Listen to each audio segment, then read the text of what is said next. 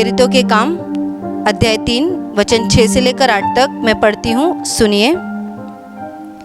तब पतरस ने कहा, चांदी और सोना तो मेरे पास है नहीं, परंतु जो मेरे पास है वह तुझे देता हूँ।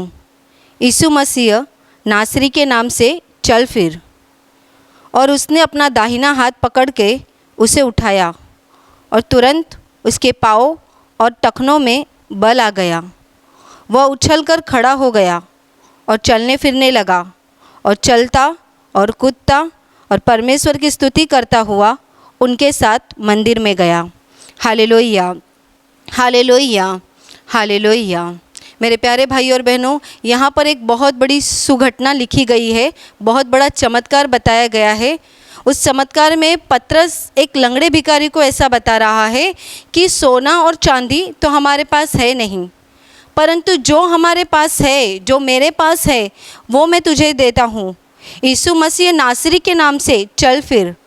और तुरंत उस लंगड़े भिखारी के पैर में, उसके टखनों में यानी उसके घुटनों में बल आ जाता है और वो उछल कर खड़ा हो जाता है, चलने फिरने लगता है और परमेश्वर की स्तुति करते हुए उनके साथ मंदिर में जाता है।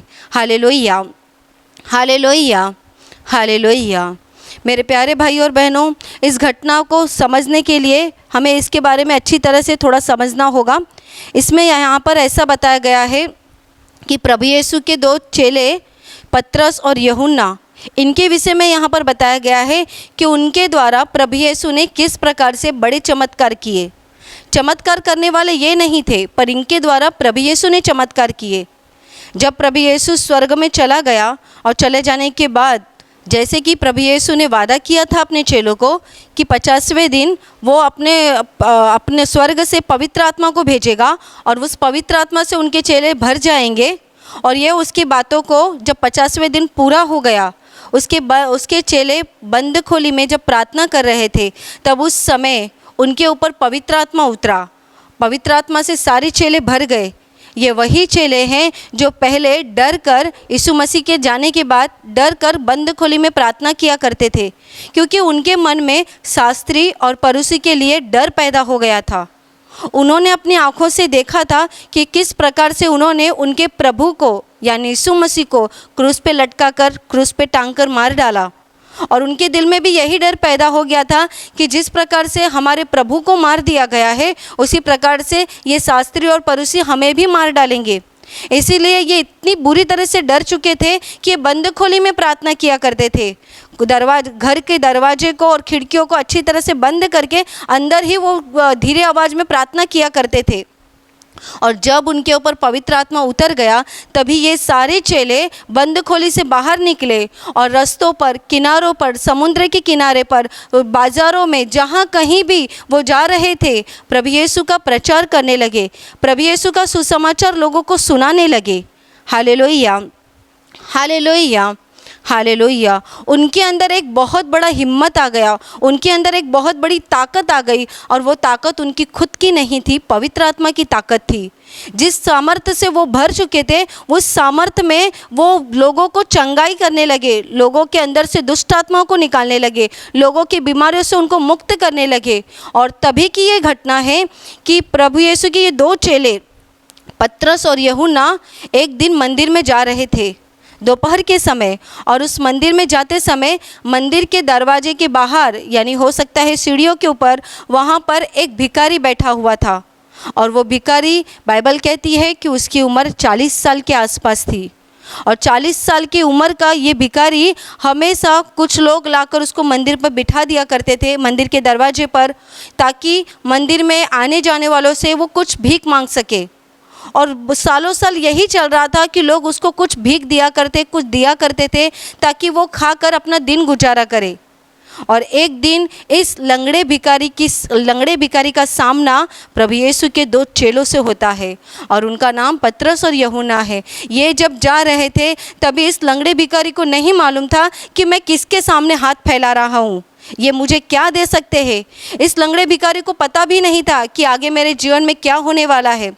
जब पतरस और यूहन्ना जा रहे थे, तब उसने भी एकदम आसानी से उनके सामने हाथ फैलाया और भीख मांगी। जब भीख मांगी, तभी उसमें से पतरस ने कहा, हमारे पास देख, यानी हमारी ओर देख।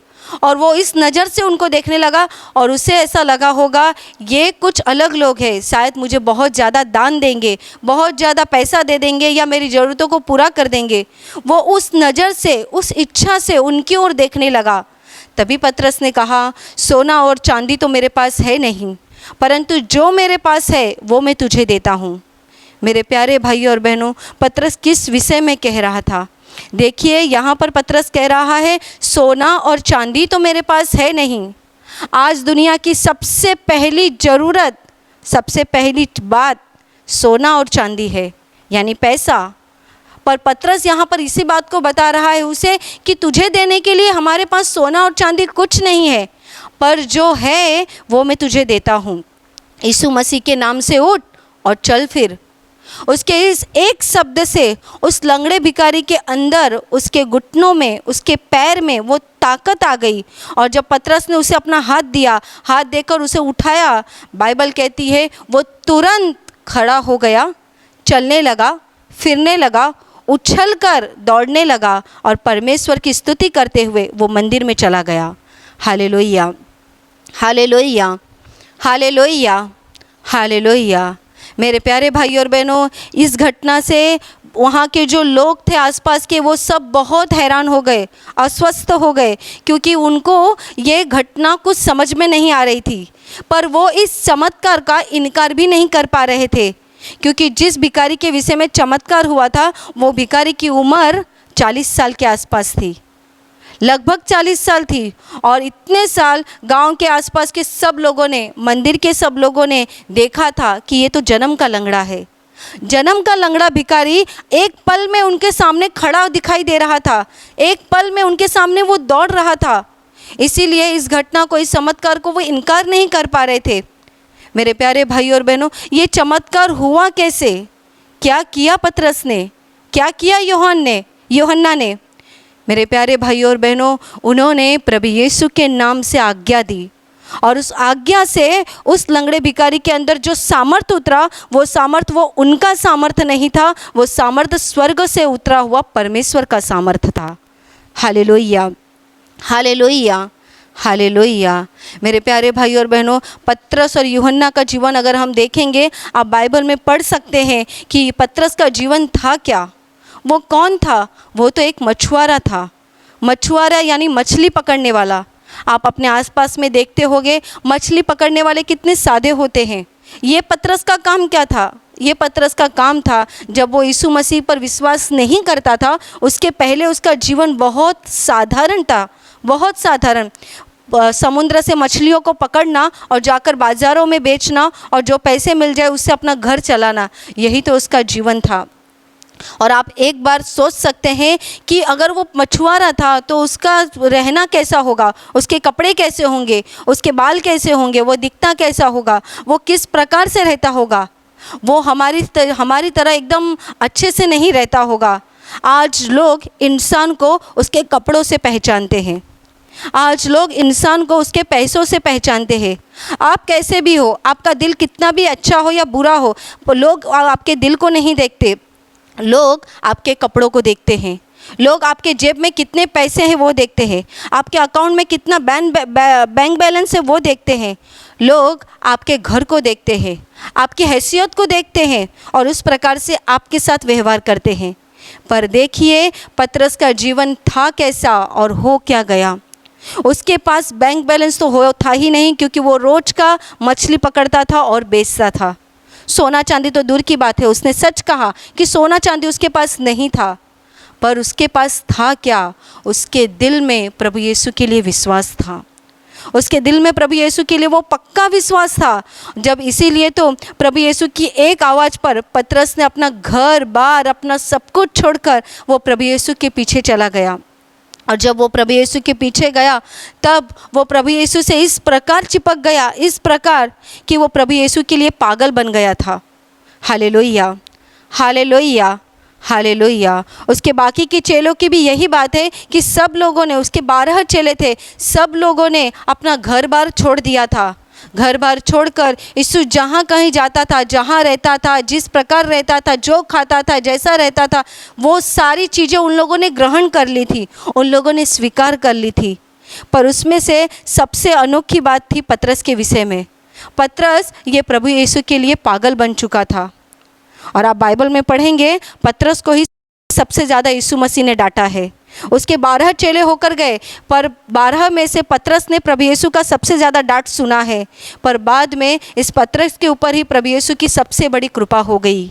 मेरे प्यारे भाइयों और बहनों, यीशु मसीह जब स्वर्ग में चला गया, उसके बाद सारे चेलों को जो पवित्र आत्मा मिल गया, उन सब में पवित्र आत्मा से सब भर गए। पर जब पतरस पवित्र आत्मा से भर गया, तब उसने पवित्र आत्मा से भरने के बाद जब उसने पहली बार प्रवचन दिया, यानी पहली बार जब भाषण दिया लोगों के बीच में, तब बाइबल कहती है कि पहली बार में 3000 लोग प्रभु यीशु की ओर मुड़ गए। Hallelujah, hallelujah, hallelujah. 3000 लोग पतरस के एक प्रवचन से प्रभु की ओर फिर गए। पतरस ने प्रवचन में क्या बताया होगा? पतरस तो अच्छे से प्रवचन भी नहीं दे सकता होगा, पर पतरस जो बोला वो प्रभु यीशु के शब्द बोला। प्रभु यीशु का सामर्थ्य उसके मुंह से निकल रहा था, उसके शरीर से निकल रहा था, उसकी आंखों से निकल रहा था। वो जहाँ पर खड़ा होकर बोल रहा था, जो कर रहा था, उससे लोग प्रभावित हो गए और लोगों ने जान लिया ये तो साधारण मनुष्य है, पर इसके अंदर जो है वो साधारण नहीं तो असाधारण है, और वो था पवित्र आत्मा। Hallelujah, hallelujah. मेरे प्यारे भाई और बहनों, और आगे जाकर हम देखते हैं कि यही पतरस के द्वारा बड़े बड़े चमत्कार हो गए, यूहन्ना के द्वारा बड़े बड़े चमत्कार हो गए, उसके चेलों के द्वारा बड़े बड़े चमत्कार हो गए।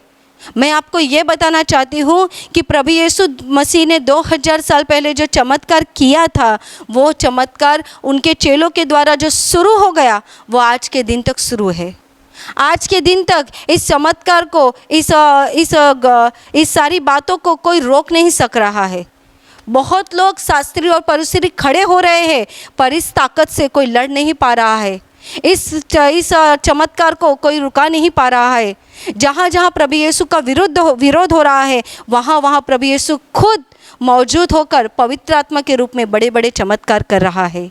Hallelujah, hallelujah, hallelujah. और हम आगे बाइबल में ऐसा भी पढ़ते हैं कि इसी पतरस के द्वारा मरी हुई औरत जिंदा हो गई है। तबीता, इसके बारे में बाइबल में ऐसा लिखा है कि इसका नाम दुर्कस था, और ये तबीता जब मर गई, मरने के बाद उसके घर के लोगों ने, आसपास के लोगों ने उसको नहलाकर महाले के ऊपर सुला दिया, मतलब लेटा दिया। और बाद में जब उनको मालूम पड़ा कि पतरस इसी पास के गांव में आया हुआ है, तभी लोगों ने उसके पास संदेश भेज दिया कि तू जल्दी चला हमारी ओर। और पतरस आ भी गया, और आने के बाद देखा तो वहाँ पर सब रो रहे थे, सब औरतें रो रही थी। Hallelujah, hallelujah, hallelujah. जब पतरस उस घर के अंदर आ गया तो बहुत सारी औरतें वहाँ पर रो रही थी, और पतरस को उसके बारे में बता रही थी कि वो तबीता कितनी अच्छी औरत थी, वो कितने भले भले काम करती थी, प्रभु के काम के लिए मदद करती थी, सेवा करती थी। ये सारी बातें सुनकर पतरस ने उन सारी औरतों को, घर के लोगों को बाहर निकाल दिया, और उस लाश के सामने उसने घुटने टेक कर प्रभु यीशु के पास प्रार्थना की। और जब प्रार्थना खत्म हो गई, तभी पतरस ने ऊंचे आवाज़ में तबीता को कहा, हे तबीता उठ।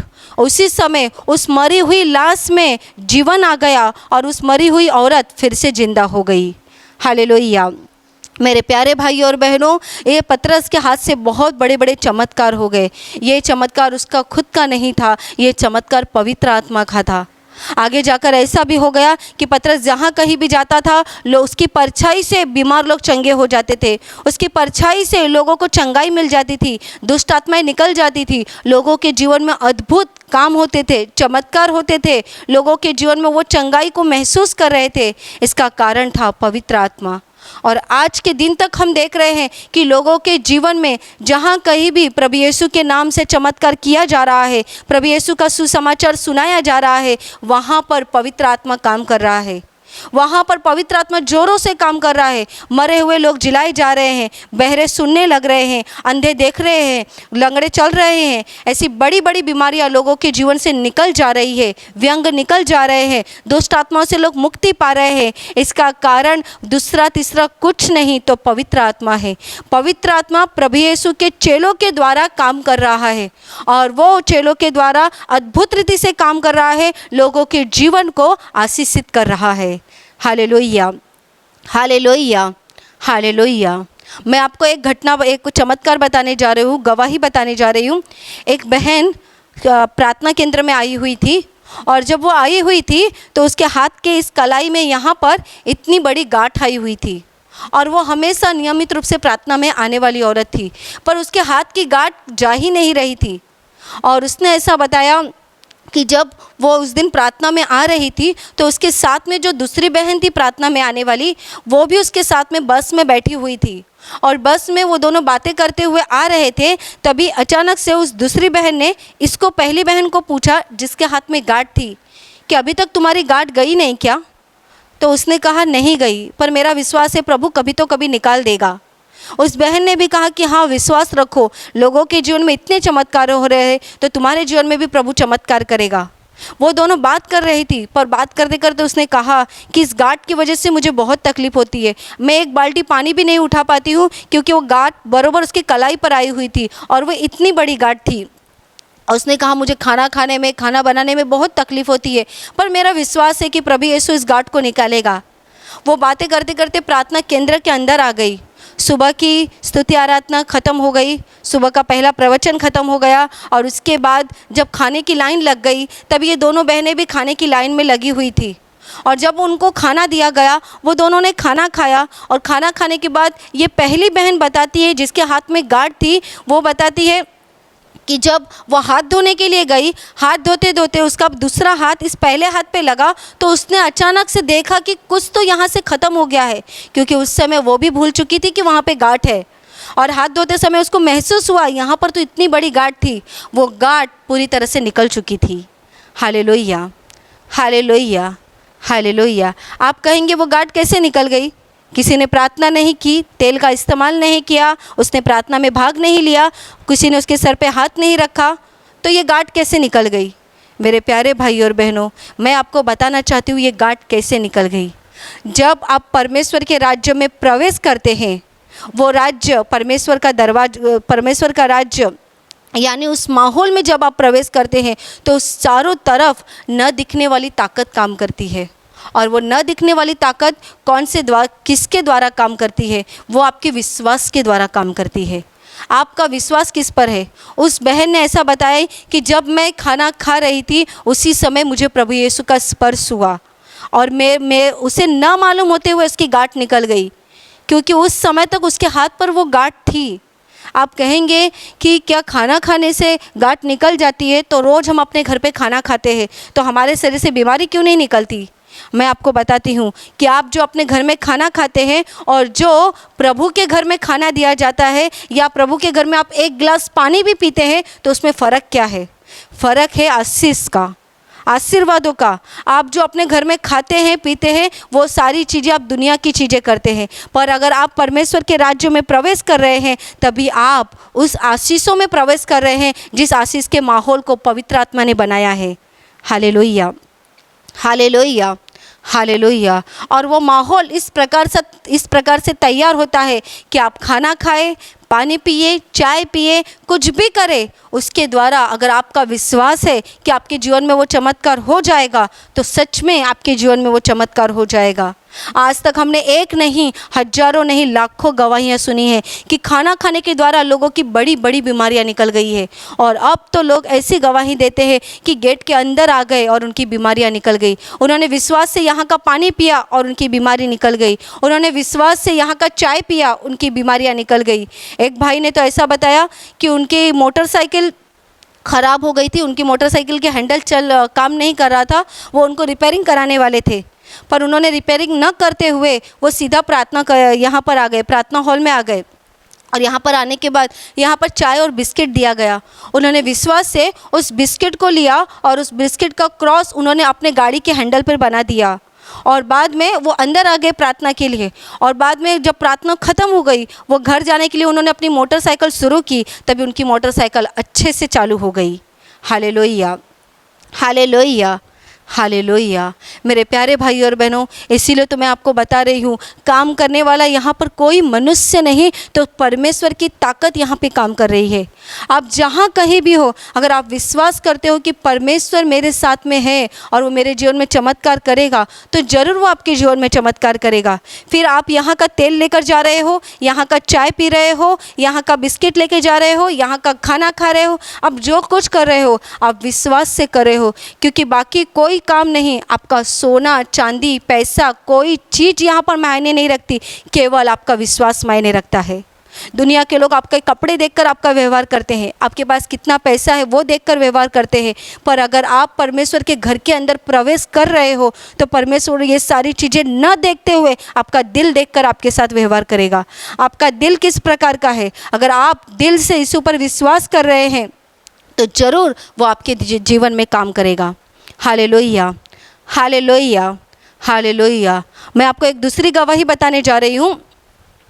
एक परिवार है और वो परिवार हमेशा प्रार्थना में आता है। उस परिवार की एक ऐसी समस्या थी कि वो जिस घर में सोते थे वो घर में उनको दुष्ट आत्मा की आवाज़ सुनाई देती थी, और इतना आवाज़ सुनाई देती थी, उन्होंने घर बनाया, घर जिस घर में वो सोते थे रात को ही वो आवाज़ सुनाई देती थी, और डर के मारे वो सब लोग एक ही कमरे में सोते थे। उनको पतरे पे से कोई चल रहा है ऐसा सुनाई देता था, घर खिड़की से कोई आवाज़ दे रहा है ऐसा सुनाई देता था, और वो रात भर एकदम डिस्टर्ब हो जाते थे, उनको नींद नहीं आती थी।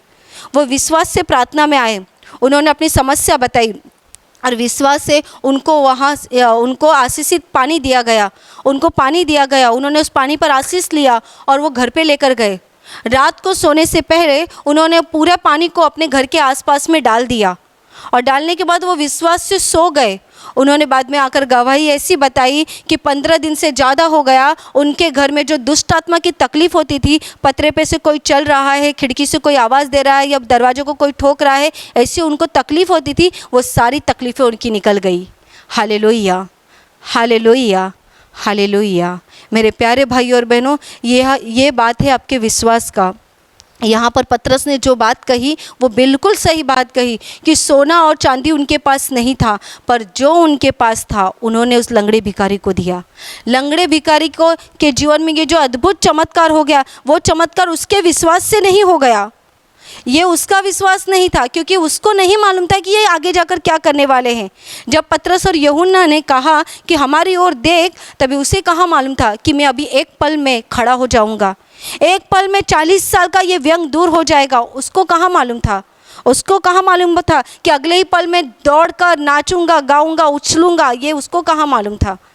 ये उसके विश्वास से नहीं हो गया, ये पतरस और यूहन्ना का जो विश्वास था, जो उनके अंदर पवित्र आत्मा काम कर रही थी, उसके द्वारा हो गया। मेरे प्यारे भाई और बहनों, परमेश्वर के राज्य में 2 बातें काम करती है, एक पवित्र आत्मा और एक आपका विश्वास। पवित्र आत्मा उसके चेलों के द्वारा काम करता है और विश्वास लोगों के द्वारा काम करता है। अगर लोगों का विश्वास है, अगर आपका विश्वास है कि प्रभु मुझे पानी के द्वारा चंगाई देगा, तो ज़रूर चंगाई देगा। प्रभु मुझे चाय के द्वारा चंगाई देगा, तो ज़रूर देगा। प्रभु मुझे इसके द्वारा चंगाई देगा, तो ज़रूर देगा। लोगों ने बहुत सारी अद्भुत गवाहियों से गवाहियाँ बताकर हमारा भी विश्वास बढ़ा दिया है। मेरे प्यारे भाई और बहनों, यीशु मसीह पर आज ही विश्वास कीजिए, उसके नाम पर विश्वास कीजिए, उसके क्रूस पर विश्वास कीजिए और अंधकार की दुनिया से बाहर निकलकर परमेश्वर के प्रकाश की दुनिया में आइए। आज ही उसका स्वीकार कीजिए और अपने जीवन को पूरी तरह से बदल दीजिए। आपका भी जीवन इस लंगड़े भिखारी की तरह लंगड़ा हो चुका होगा, आपके जीवन में कोई अर्थ नहीं होगा, आप निराश हो चुके होंगे, आपके जीवन में बहुत सारी ऐसी अद्भुत बातें होती होंगी जो आपको पसंद नहीं। आज ही प्रभु यीशु का हाथ पकड़ लीजिए, उसके हाथ को आप पकड़ लीजिए। वो हाथ फैला रहा है, आप उसके हाथ को पकड़ लीजिए। पतरस के जैसा पतरस ने उस लंगड़े भिखारी का हाथ पकड़ा और वो खड़े हो गए, उसी प्रकार से प्रभु यीशु का हाथ पकड़ लीजिए। वो आपके जीवन में आपको खड़ा कर देगा, आपको दौड़ाएगा, आपके जीवन में हर प्रकार के आशीषों को भर देगा और आपका जीवन आशीषित कर देगा। Hallelujah, hallelujah, hallelujah, hallelujah, hallelujah. और अभी प्रार्थना करने का समय है। मेरे प्यारे भाइयों और बहनों, आपके शरीर में जहाँ कहीं भी तकलीफ़ होगी आप वहाँ पर हाथ रखिए। अगर आप वहाँ पर हाथ नहीं रख सकते तो आप अपने बीमार हिस्से पर हाथ रखिए और विश्वास कीजिए कि इसी समय इसी पल प्रभु यीशु आपको आपकी बीमारी से मुक्त करेगा, आपके दुखों से वो आपको मुक्त करेगा। प्रभु यीशु के पवित्र नाम से आपके जीवन की सारी तकलीफ़ें इसी समय निकल जाए। प्रभु यीशु के पवित्र नाम से आपके जीवन का सारा दुख निकल जाए, सारी बीमारी निकल जाए। प्रभु यीशु के पवित्र नाम से मैं आज्ञा देती हूँ, आपके जीवन में अंधकार की जो ताकत काम कर रही है वो सारी ताकत इसी समय निकल जाए। प्रभु यीशु के नाम से मैं आज्ञा देती हूँ, आपके जीवन में जो दुष्ट आत्माएं काम कर रही है वो दुष्ट आत्मा इसी समय आपको छोड़कर निकल जाए। सब प्रकार की दुष्ट आत्माओं, इन्हें छोड़कर इसी समय निकल जाओ।